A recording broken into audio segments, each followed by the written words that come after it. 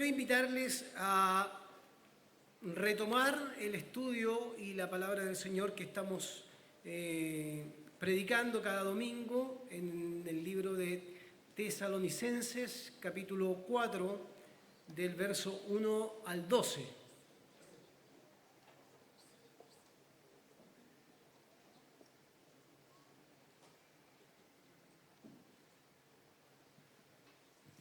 Capítulo 4, versículo 1 al 12.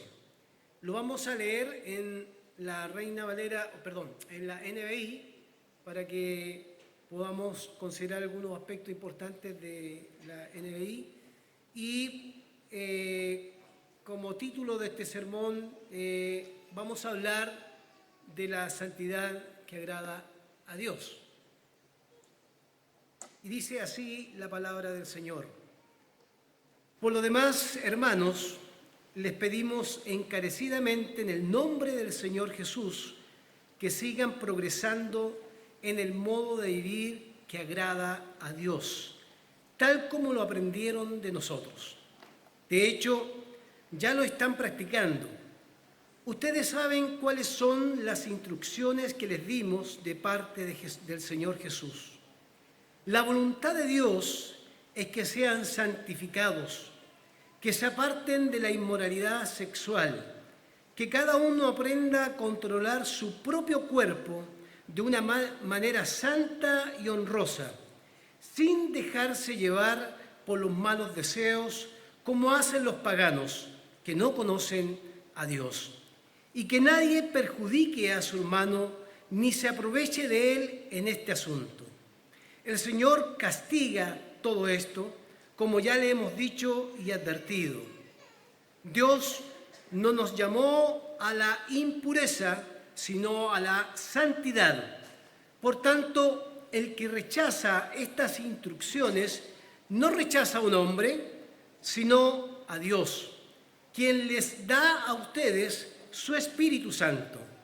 En cuanto al amor fraternal, no necesitan que les escribamos, porque Dios mismo le ha enseñado a amarse unos a otros. En efecto, ustedes aman a todos los hermanos que viven en Macedonia. No obstante, hermanos, les animamos a amarse aún más. O sea, no es suficiente el amor que tienen, aún más. A procurar vivir en paz con todos, a ocuparse de sus propias responsabilidades y trabajar con sus propias manos. Así les he mandado, para que por su modo de vivir o su manera de vivir se ganen el respeto de los que no son creyentes y no tengan que depender de nadie. Que no tengan que depender de nadie. Esta es la palabra que hoy día el Señor y dentro de nuestro estudio queremos compartir con ustedes. Me interesa partir con una cita de un teólogo que tuvimos presente acá, un gran profesor, teólogo Néstor Míguez, que dice respecto al tema de la misión, ya que hoy día estamos hablando de la misión como parte de nuestro trabajo y, digamos, nuestra participación en el tema misionero. Hay algo que me parece interesante rescatar de lo que dice el pastor y teólogo Néstor Míguez, hablando de la misión de Pablo. Dice lo siguiente: Pablo es visto como un hombre apasionado por su misión, pero que también está atento, no solo tiene pasión por la misión, sino que está atento a los conflictos y situaciones de la vida cotidiana. O sea, la misión no es solo predicar y comunicar algo, sino tiene que ir acompañado también de aquellas cosas que se van presentando en el día a día, en la vida cotidiana. Así es, dice Miguel, como aparece la faceta profética pastoral, por un lado, del apóstol Pablo, pero por otro lado, la faceta teológica que tiene Pablo. Pero ambas, esta faceta profético-pastoral y la teológica, ambas encuentran su integración en la dimensión misionera, en la pasión comprometida con la misión. En ese sentido, dice Miguel, su teología, la teología del apóstol Pablo, es una teología práctica, o sea, surge de la reflexión sobre y desde la praxis o desde la acción. No está ajena a lo que está pasando en la realidad de los hermanos. Todo lo contrario, surge de una práctica cotidiana. Y dice Miguel que esta reflexión que surge desde la praxis involucra situaciones prácticas que se originan en la tarea misionera cuando se forma una iglesia, pero que constituyen de alguna manera la materia y la forma en que el apóstol Pablo, mire qué interesante esto, elabora sus supuestos teológicos. O sea, el apóstol Pablo elabora sus supuestos teológicos a partir de lo que percibe dentro de la comunidad a la cual se está dirigiendo. Voy a poner un ejemplo solamente. Cuando habla a los corintios, no es que hable desde una realidad social distinta a la iglesia de los corintios. Conoce, está enterado, pero cuando habla a esta iglesia, entendiendo que la iglesia en Tesalónica es una iglesia que fue fundada con ciertas características, ya lo vamos a notar, habla también no solo del misionero que abre la obra, que impulsa la obra en su inicio, sino de aquel que está preocupado de la práctica y de la fe de los hermanos. No podemos dejar de recordar cómo el apóstol Pablo sale de Tesalónica. Recuerden que él ya en Filipos había sido de alguna manera perseguido y en Tesalónica había sido acusado de atentar contra el imperio romano a través de su mensaje. En el Hechos capítulo 17 encontramos que el relator bíblico dice que los cristianos trastornaban la ciudad con el evangelio, pero había otro grupo que era del imperio, que incluso eran parte de un grupo judío, que trastornaban a las autoridades para que persiguieran al apóstol Pablo. O sea, habían personas que trastornaban para bien y otros que trastornaban para mal en medio de aquella sociedad. Por lo tanto, esa información es importante considerarla cuando entendemos que el apóstol Pablo tiene que salir rápidamente por la persecución, por las acusaciones. Los hermanos son llevados frente a autoridades para ser acusadas por este mensaje. Y el apóstol Pablo está preocupado, ya lo han predicado los pastores anteriores y solo como introducción lo digo. En el versículo 3, capítulo 3, versículo 5, está preocupado y dice: por eso, cuando ya no pude soportarlo más, mandé a Timoteo a indagar acerca de su fe. Está preocupado de la fe de los hermanos. No fuera, y esto es muy interesante, que el tentador los hubiera inducido a hacer lo malo y que nuestro trabajo, todo lo que sembramos, hubiese sido en vano. O sea, el apóstol Pablo, su preocupación es que esta comunidad desaparezca a la luz del sufrimiento, de la persecución, del contexto en que se mueve. La preocupación del apóstol Pablo es que esta comunidad pueda desaparecer. Por lo tanto, está preocupado de su fe.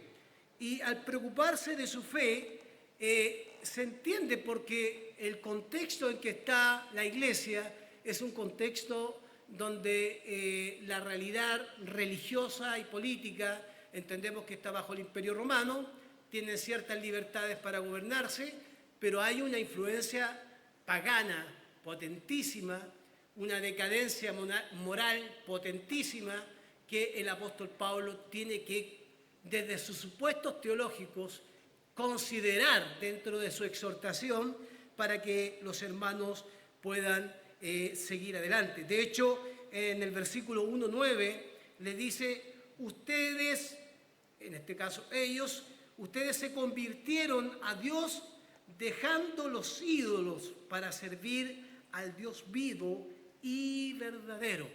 O sea, parte de la primicia o parte con la convicción de que esta iglesia que se está formando, porque es una iglesia nueva, se está formando desde la base del abandono total de los ídolos y, por supuesto, de una entrega total al Dios verdadero.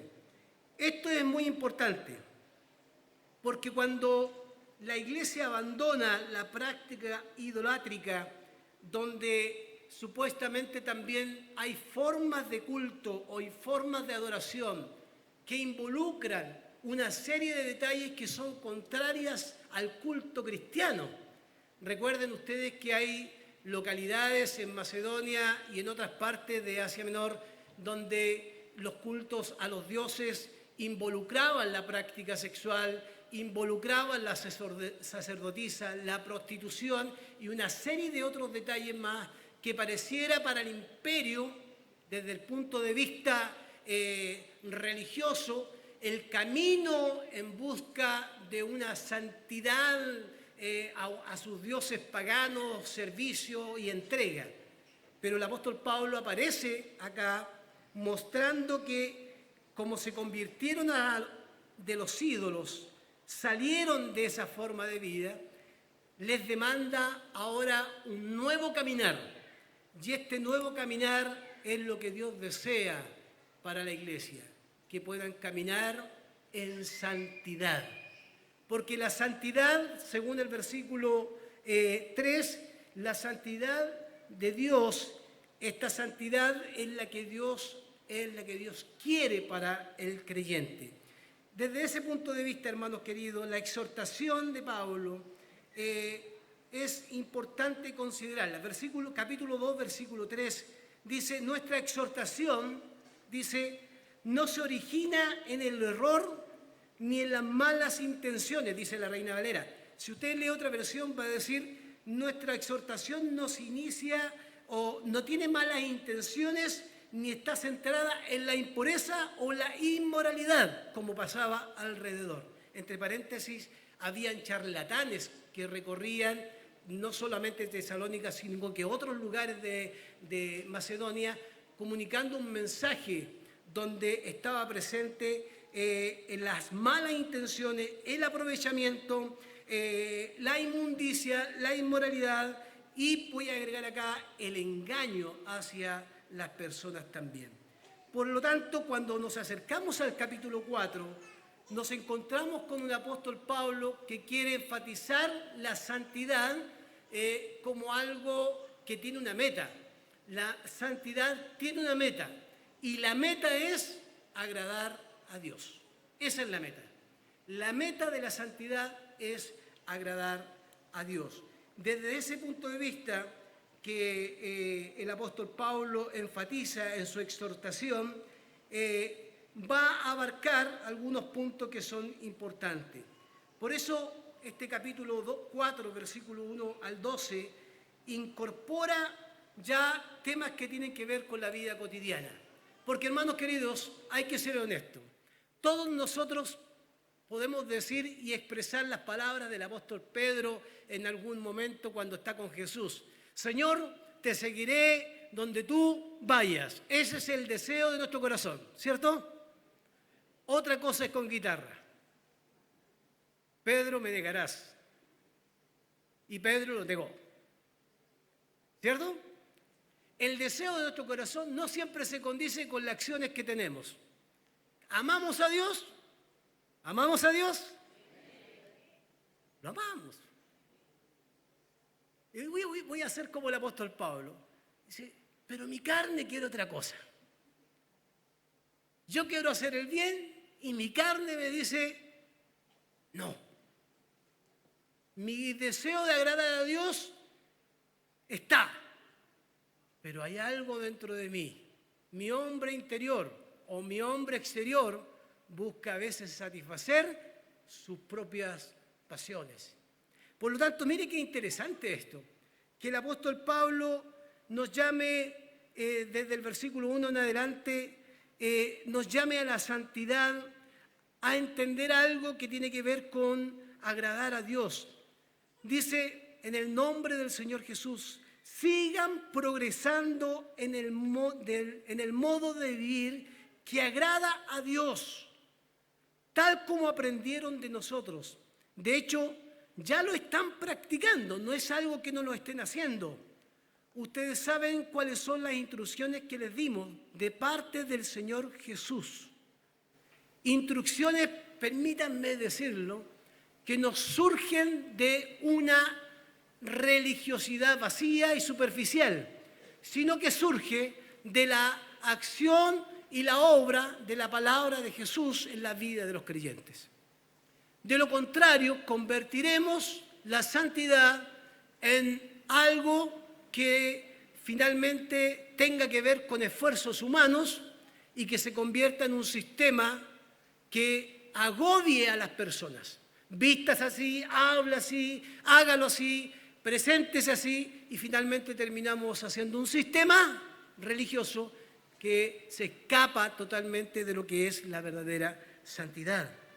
Y en esa santidad práctica que agrada a Dios, el apóstol Pablo, del versículo 1 al 3, incorpora en su exhortación la santidad progresiva. Progresar en la santidad. La voluntad de Dios es que sean santificados, y progresar en esta santidad, como la Alianza Cristiana y Misionera cree y la palabra del Señor nos enseña, que la santidad es progresiva. ¿Qué involucra esta santidad progresiva? 4 al 8 del capítulo leído. Separarse de la impureza. Separarse de la impureza es algo que siempre lo hemos asociado al tema sexual. Viene la pregunta, ¿qué es lo que es impuro hoy en nuestros tiempos? ¿Qué es lo que es pagano hoy en nuestros tiempos? ¿Qué es lo que es idolátrico hoy en nuestros tiempos?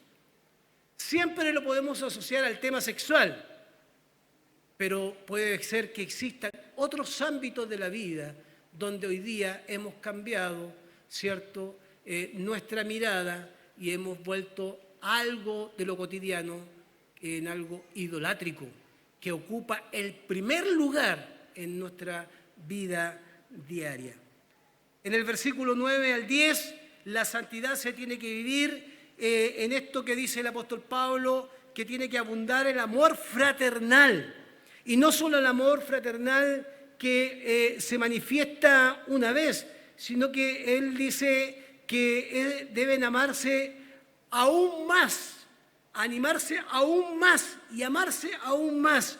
En esta santidad progresiva se incorporan elementos de la vida cotidiana, la impureza, el amor fraternal. Y en el versículo 11 al 12, muy interesante, que agrega el apóstol Pablo, versículo 11 y 12, que para caminar en santidad, que tiene como meta agradar a Dios, tiene que estar incorporado algo que es importante, que deben conducirse dignamente de acuerdo a lo que son, a la identidad que tienen dentro del Evangelio. O sea, condúzcanse dignamente como lo dice la palabra del Señor, dignamente como hijos de Dios. O sea, no perder nuestra dignidad sería, por ejemplo, no progresar en la santificación, separarnos o mantenernos en la impureza, sea cual sea esta la cual definamos. En este caso está relacionado con el aspecto sexual, el aspecto fornicario, como dice la Reina Valera. No progresar en la santidad sería no tener un amor fraternal adecuado, como la Escritura lo establece, y por último, no tener o no progresar en la santidad también involucra no vivir dignamente como lo establece el Evangelio. Y eso nos lleva, hermanos queridos, a algo que no podemos desconocer. Quiero insistir en esta frase: la santidad tiene una meta, agradar a Dios. Y cuando yo decido agradar a Dios, yo abandono inmediatamente la falsa piedad. Abandono la falsa piedad. Abandono el fariseísmo, el legalismo. Abandono esto que hemos llamado una santidad superficial centrada en lo exterior. Abandono todo aquello que no tiene que ver con la santidad que nos demanda el Señor. Y aquí existe un peligro del cual debemos evitar. ¿Cómo vivimos nuestra santidad hoy? Y exigimos también la pureza de las personas, porque también podemos caer en este extremo. Nosotros nos consideramos más santos que otros y pedimos de otros que sean santos para convencernos a nosotros mismos que están caminando en santidad. O sea, no para agradar a Dios, sino para agradar a un sistema. No para agradar a Dios, sino para agradar al hermano. No para agradar a Dios, sino para agradar a la institución. No para agradar a Dios, sino para agradarnos incluso a nosotros mismos, cuando nos sentimos a veces en una posición superior, porque nos consideramos más santos que otros. Ahí hay un peligro. Y el segundo peligro que encuentro que deberíamos considerar es que la santidad no puede ser resultado de una religiosidad superficial, ni tampoco resultado simplemente porque pertenecemos a una institución, ni porque pertenecemos a una denominación. La santidad debe producirse, hermanos queridos, cuando la palabra de Dios, el impacto de la palabra de Dios, esa palabra profunda del Señor que leemos diariamente o que somos interpelados diariamente, esa palabra produzca los cambios en nosotros, en nuestra manera de pensar, en nuestra manera de vivir y en nuestra manera de actuar. Quien produce los cambios en nosotros nunca será la religiosidad superficial. Existen púlpitos y existen religiones que exhortan o hacen exhortaciones sentimentales de lo que es la santidad, donde existe una escasa reflexión bíblica. Lo típico que tiene que ver con aquellas cosas que parecieran convencer a los líderes religiosos de que la santidad es una muestra de la vestimenta, es una muestra de aquellas cosas que son externas, que a veces parecieran ser más potentes que el efecto o el impacto que la palabra de Dios tiene en nosotros. Me recuerdo una vez que, siempre me recuerdo de cosas, las digo porque sirven de ejemplo. Yo tenía un presidente de jóvenes, cuando era pastor de jóvenes, que tenía el pelo largo. Y un pastor de un país X, con nombre X, dice, pero ¿cómo puede ser líder de jóvenes? A veces el juicio de la santidad, cuando nos paramos en un altar por sobre los demás, es una construcción de una santidad que no agrada a Dios.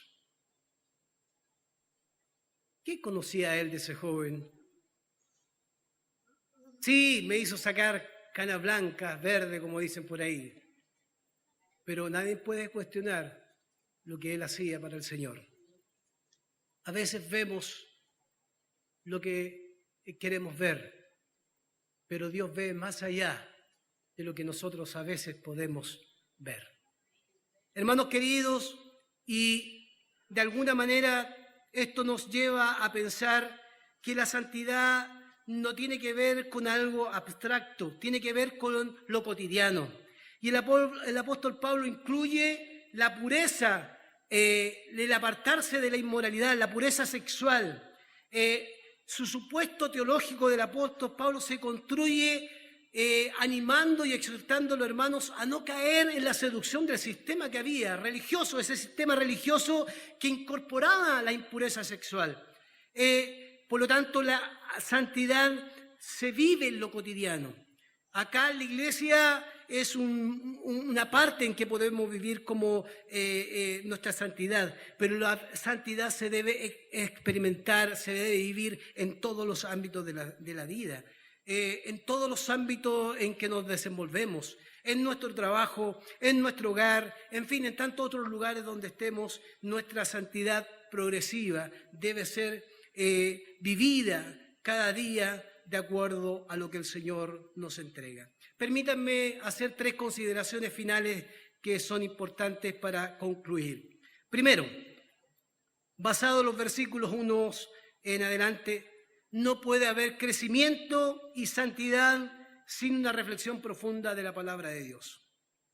¿Saben ustedes que se han creado sistemas religiosos que deshumanizan, sistemas religiosos que esclavizan a las personas, que agobian a las personas? Uno de esos sistemas fue el sistema fariseo.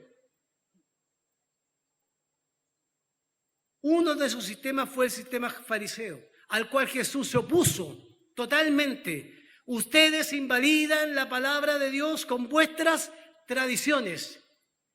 Hay sistemas que no están sustentados en la Escritura, que no son exhortaciones que surjan de la palabra de Dios para llamar a la santidad de los creyentes, sino son sistemas agobiantes que surgen del sentimentalismo, la emoción, incluso de la adherencia a una religiosidad, a una institucionalidad, pero no surgen de una obediencia a la palabra de Dios. Si usted quiere ser santo y caminar en santidad, hágalo porque ama al Señor y porque quiere obedecer al Señor. No lo haga porque el sistema se lo pide. El sistema puede ser perverso a veces. En segundo lugar, el llamado del apóstol no es a vincularse con las prácticas de un sistema pagano. Se enfrentaban a sistemas seductores, en lo sexual, en lo idolátrico. Y a mí me surge la pregunta, hermanos queridos, nosotros deberíamos preguntarnos hoy día, ¿qué es lo pagano hoy? ¿Qué es lo pagano hoy? ¿Cuáles son las cosas que se han convertido en una idolatría para mí? Ya no existen los templos de antes en Asia Menor. No hay templos, no hay sacerdotisas que son prostitutas, no hay cultos donde lo sexual está presente, no existe. Entonces, ¿qué sería hoy día lo pagano? ¿Qué sería hoy día lo idolátrico? ¿Qué podríamos considerar como aquellas cosas que nos apartan de la santidad que desea el Señor? Por ejemplo, podríamos enumerar algunas solamente. Pasiones desordenadas que nos hacen perder el control. Usted dirá, bien pastor, porque eso es lo sexual. No, hermanos queridos, es lo material, en las relaciones con las personas. A veces tenemos pasiones desordenadas en todos los ámbitos de la vida. En la Biblia generalmente se usa generalmente el sexo que vincula el culto con los dioses y también con la idolatría. Pero también se usa una palabra que no aparece en el texto acá, que es la concupiscencia. ¿Se acuerdan de esa palabra, cierto? Yo he escuchado a decir, hermanos, que hay un chiste por ahí que dice, dale a mi hermano más concupiscencia, Señor. ¿Ah? ¿Lo he escuchado eso, cierto? Pero a veces no sabemos qué es eso. Y sabe que se define como algo que es un deseo desmedido. Y el deseo desmedido de algo no tiene relación solo con el sexo. Mire qué interesante, no necesariamente es el sexo, puede ser también en otros ámbitos de la vida. Y aquí entramos a definir lo que es la idolatría. La idolatría se define como el amor y la admiración excesivo que se siente por una persona o por una cosa, que es una adoración de un Dios falso o que está sustituido por aquel que debe ser el verdadero. Y esto es muy interesante. O sea, el consejo y la exhortación de Pablo es cuidado con caer en las manos de un sistema que lo seduzca en lo inmoral. Por eso el apóstol Pablo agrega que cada uno aprenda a controlar su propio cuerpo. O sea, la santidad progresiva nos lleva a también evaluar cómo enfrentamos nuestra vida diaria, controlar nuestro propio cuerpo en nuestra relación con Dios, en nuestra relación con los demás, en nuestra relación con los hermanos que componen la iglesia, con los que no son de la iglesia. En todo eso controlen su cuerpo de una manera santa y honrosa, sin dejarse llevar, mire qué interesante, por los malos deseos como hacen los paganos que no conocen a Dios. En el fondo, el apóstol Pablo está planteando un sistema contrario al sistema de la época. Compórtense de manera que el Evangelio aparezca como una luz distinta en medio de lo que ustedes están siendo seducidos. Y lo tercero tiene que ver con la santidad que abarca todas las esferas de la vida. Martin Luther King dijo las siguientes palabras, hablando de los sistemas ya en Estados Unidos, que son otra realidad, pero me llamó la atención. Hemos guiado a los misiles, y dice, y hemos desviado a los hombres. Hemos guiado a los misiles, le hemos dado dirección, pero hemos desviado a los hombres. Hemos construido sistemas donde el hombre, el ser humano se ha convertido en una herramienta, donde el ser humano no puede de alguna manera caminar con libertad en su fe, en su santidad, sino que hemos construido un sistema que a veces el ser humano se encuentra esclavizado. Y es muy interesante esto, porque estos sistemas no son sistemas políticos solamente. Siempre lo asociamos a lo político. Hay sistemas eclesiales. Yo no sé la experiencia de ustedes, pero yo he escuchado testimonios donde hermanos han llegado con dolor, con tristeza, de sistemas religiosos, eclesiales, donde lo menos importante es el camino de santidad, sino que es obedecer a un sistema que agrade al hombre más que a Dios. Santidad en todas las esferas significa hogar, comunidad, sociedad. No obstante, hermanos queridos, dice el apóstol, los animamos a amarse más, a procurar a vivir en paz con todos, a ocuparse de sus propias responsabilidades y a trabajar con sus propias manos. Así les he mandado, versículo 12, para que su modo de vivir se gane el respeto de los que no son creyentes y que tengan que depender de nadie, y que no tengan que depender de nadie. Y este llamado del apóstol Pablo es interesante, porque existía al parecer en la comunidad hermanos que abusaban de otros, se aprovechaban de otros. Y eso es algo que no podemos desconocer. Existe un aprovechamiento o existe a veces en nosotros la intención de sacar provecho del otro. ¿Existe el aprovechamiento, el engaño en la iglesia cristiana evangélica en general? Puede ser que sí. ¿Existe el engaño en lugares donde no está el evangelio? También hay engaño. ¿Existe la explotación en el mundo que no es cristiano? Existe la explotación. ¿Existe la explotación en lugares donde sí somos cristianos? Existe la explotación. Existe explotación en sistemas políticos. Y el apóstol Pablo está llamando a sus hermanos a no aprovecharse del otro, porque el que camina en santidad no puede sacar provecho del otro. No puede explotar al otro. El que camina en santidad no puede abusar del otro en ningún ámbito de la vida. El apóstol Pablo dice, cada uno aprenda a controlar su propio cuerpo de manera santa y honrosa. Eso significa que aún en el control debemos ser capaces de tener control sobre cómo nos comportamos con los demás. En nuestra iglesia local, cómo nos comportamos con el otro. A veces decimos lo amamos, pero lo amamos con intención. Amamos cuando piensa lo mismo que pienso yo. Amamos cuando está a favor mío, pero cuando no está a favor mío, ¿qué hacemos? ¿Lo rechazamos? Por eso el apóstol dice, crezcan mucho más en el amor.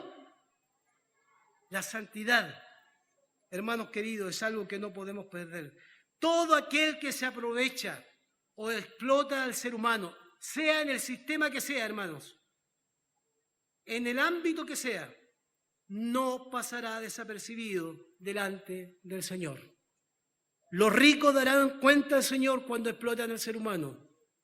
Los hermanos que explotan a sus hermanos darán cuenta ante el Señor. Pero también daremos cuenta nosotros, los que no explotamos, pero nos aprovechamos a veces también de los sistemas que se establecen y a veces sacamos provecho, ventaja de aquellas relaciones interpersonales.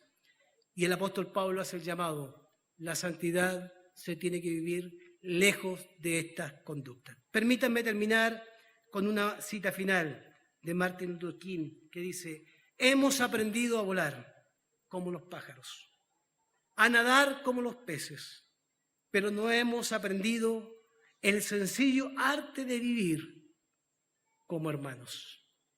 Qué interesante vivir la santidad como hermanos en la fe. Amén. Caminemos en santidad, porque eso agrada al Señor. Amén. No la santidad superficial. Revisemos cómo nos relacionamos con el sexo opuesto, cómo nos relacionamos entre los hermanos.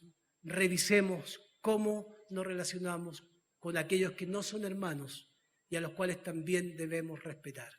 Que el Señor bendiga su palabra, hermanos. Oramos al Señor, pónganse de pie.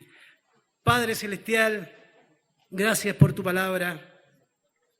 Pedimos que tu palabra nos ayude a caminar en esperanza. Que cada uno de nosotros pueda identificar qué es lo pagano, qué es lo idolátrico. Que cada uno pueda identificar qué es lo inmoral, qué es lo que es inmoral. No solamente está relacionado con la sexualidad, puede ser que esté relacionado con el trato a los demás también. Que podamos distinguir si hemos dejado que la idolatría ocupe el primer lugar en nosotros y abandonamos al Dios que nos ha dado libertad y vida eterna. Señor, nuestra meta es agradarte a ti. Y en esa meta que queremos alcanzar, te pedimos que nos ayudes para que podamos caminar verdaderamente en santidad. Lo pedimos en el nombre de Jesús. Amén.